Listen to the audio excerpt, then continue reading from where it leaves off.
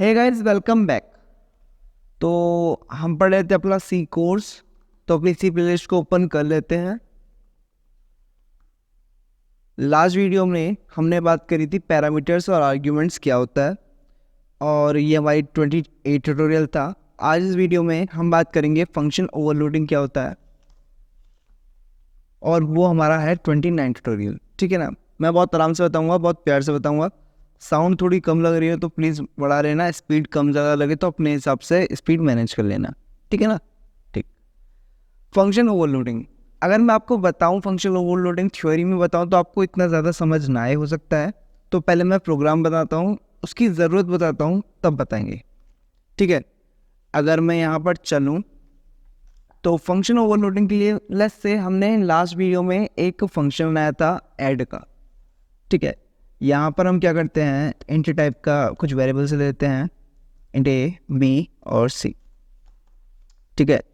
अब मैंने क्या करा, मुझे क्या चाहिए देखो, मैं दिखा देता हूँ। प्रिंट एफ, मैं क्या चाहता हूँ, यहाँ पर एक फंक्शन से डेटा आए जिसका नाम हो ऐड, और ये पास कर रहा हो ए कॉमा बी।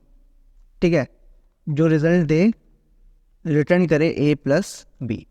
ये रिटर्न करे कौन सा फंक्शन, ऐड। ठीक है। और क्योंकि इंटीजर टाइप का होगा तो हम यहाँ पर क्या करेंगे, परसेंटेज डी हमने कर दिया। ठीक। उसके बाद मैं क्या करता हूँ, उससे नेक्स्ट लाइन में मेरे पास आए एक और ऐड फंक्शन जो रिटर्न करे ए कॉमा बी कॉमा सी।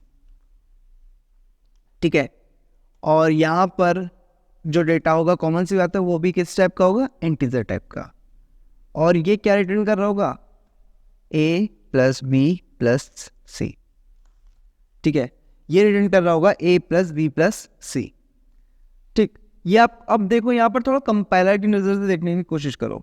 क्या होगा, कंपाइलर सबसे पहले मेन फंक्शन के अंदर आएगा, यहाँ पर वो क्लियर स्क्रीन करेगा, उसके बाद 3 वेरिएबल्स बनाएगा। बनाने के बाद वो पहली लाइन पर जाएगा प्रिंट एफ वाली पर, और इंटीजर टाइप का डेटा वो उठाने वाला है, उसे समझ आ जाएगा। उसे पहली चीज़ क्या मिलेगी, एक ऐसा टाइप जिसका हो टाइप इंटीजर। ठीक है। तो यहाँ पर हमने बनाया इंटीजर, फंक्शन बना रहे हैं हम, फंक्शन। ठीक है ना। यहाँ पर वो रिटर्न क्या करेगा, इंटीजर टाइप। ठीक है। और उसका नाम होगा ऐड। ठीक है। पहली चीज़ तो ये समझो, ऐड। तो यहाँ पर एक फंक्शन हमने बना लिया जिसका नाम है ऐड। अभी इसके अंदर वाले मैटर की बात बाद में करेंगे, थोड़ा आगे। ठीक है। उसके बाद नेक्स्ट लाइन में गया और यहाँ पर एक प्रिंट स्टेटमेंट मिला। ठीक है, उसे समझ आ गया। और उसका जो रिटर्न टाइप है वो भी है इंटीजर। ठीक। तो यहाँ पर इंटीजर टाइप होगा उसका रिटर्न, और उस फंक्शन का नाम क्या है, ऐड। ठीक है। उस फंक्शन का नाम क्या है, ऐड। अब आप एक चीज देखो, यहाँ पर हमारे पास एक फंक्शन है ऐड और दूसरा फंक्शन है ऐड। आप कह रहे हो मैंने अलग अलग क्यों लिखे ये दोनों, क्योंकि देखो यहाँ पर हमारे पास एक में 2 आर्ग्यूमेंट्स पास हैं और एक में 3 आर्ग्यूमेंट्स पास हैं। इसका मतलब ये हुआ कि एक ऐसा ऐड फंक्शन है हमारे पास जिसके पास एज अ कंडीशन लगाई गई है कि दो पैरामीटर्स हैं। ठीक है ना। 2 पैरामीटर्स हैं, ऐसी एक कंडीशन होगी। और उसके अलावा दूसरे वाले में ऐसी कंडीशन होगी कि 3 पैरामीटर्स हैं। ठीक है। और किस टाइप के, इंटीजर टाइप के। अगर मैं बताऊं, 2 पैरामीटर हैं इंटीजर टाइप के, और मतलब दूसरे वाले में पैरामीटर हैं 3। ठीक। और यहाँ पर मैं इसको नाम भी दे देता हूँ।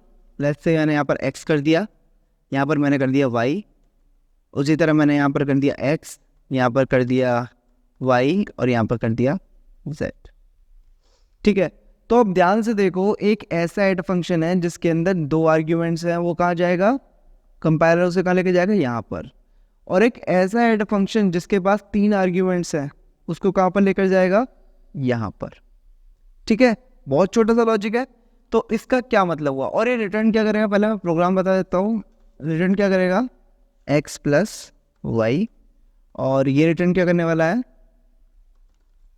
x plus y plus z. इसने रिटर्न कर दिया। अब यहाँ पर इसे रन कर लेते हैं। थोड़ी सी दिक्कत आएगी, मैंने वेक्टर स्टैंड नहीं दिया, और 1 सेकंड और रुक जाओ। क्या दिक्कत है, पहले तो इसे हम यहाँ पर कर लेते हैं, ठीक है ठीक है। ओके, मैंने यहाँ पर ए बी सी की वैल्यू भी नहीं दी है, तो दे देते हैं A equal to 3, B equal to 5 और सी इक्वल टू 10। मैंने यहाँ पर 3 वैल्यूज भी दे दी हैं। अब रन करते हैं। परफेक्ट। तो पहला a प्लस बी हमारा आ रहा है 8 और a प्लस बी प्लस सी आ रहा है हमारा 18। अब ऐसा नहीं, ये देखो यहाँ पर 5 6 7 8 और 8 और 10 18, तो दोनों आंसर बिल्कुल सही है। ठीक है, पहली चीज़। मैं दूसरी चीज़ आपको ये क्लियर कर दूं कि ऐसा नहीं है कि कम पैरामीटर्स वाला ऊपर आएगा या ज़्यादा पैरामीटर्स वाला नीचे आएगा, ऐसा कुछ नहीं है। आप चाहो तो पहले जो ऊपर की साइड लिखा हुआ है फंक्शन, उसमें 3 पैरामीटर्स कर सकते हैं इंट जेड, और नीचे वाले में 2 कर सकते हैं, ऐसी कोई दिक्कत नहीं है। आप रन करेंगे तो अब भी परफेक्टली रन करेगा। कोई एरर देख लेते हैं। Parameter Z is not, parameter Z is never used. एक सेकेंड, मैंने यहाँ पर इसका चेंज नहीं किया। यहाँ पर रिटर्न करेगा ये, और यहाँ पर ये चेंज हो जाएगा और ये रिटर्न करेगा ये। ठीक है, ये अब भी बिल्कुल परफेक्टली वर्क कर रहा है। इसका मतलब कितने पैरामीटर ऊपर ज़्यादा है नीचे कम है, इससे कोई दिक्कत नहीं है। ठीक है, अब ऐसा नहीं है ऐड फंक्शन ही होगा, हो सकता है सब्ट्रैक्ट में भी यही चीज़ हो सकता है सब्ट्रैक्ट में भी यही चीज़ हो रही हो सकता है मल्टीप्लाई में यही चीज़ हो रही हो। इस फंक्शन ओवरलोडिंग क्या है, जो हमारा मेन टॉपिक है वो क्या, function overloading. Using function same function, using same function with same name but different parameters. मतलब एक ही नाम के फंक्शन बट डिफरेंट पैरामीटर्स, यही होता है हमारा फंक्शन ओवरलोडिंग। आई होप आपको ये प्रैक्टिकली समझ आ गया होगा अच्छे से, और आप इसे अच्छे से कर पाएंगे। देखो यार, मैं बहुत स्लोली पढ़ाता हूँ, मुझे पता है क्यों, क्योंकि समझ आना ज़रूरी है, पढ़ाना ज़रूरी नहीं है। ठीक है ना। तो वीडियो कैसी लगती है प्लीज़ एक बार कमेंट करके बता दिया करो। कोई डाउट वगैरह पूछ लिया करो, अगर मैं फ्री होता हूँ तो मैं तुरंत रिप्लाई दे देता हूँ, ऐसी कोई दिक्कत नहीं है। ठीक है ना। बाकी अगर ये प्लेलिस्ट एक्सेस नहीं करी है तो प्लीज़ इस प्लेलिस्ट को देख लीजिएगा। ठीक है, ये प्लेलिस्ट देख लीजिएगा एक्सेस नहीं करिए तो। And thanks for watching guys.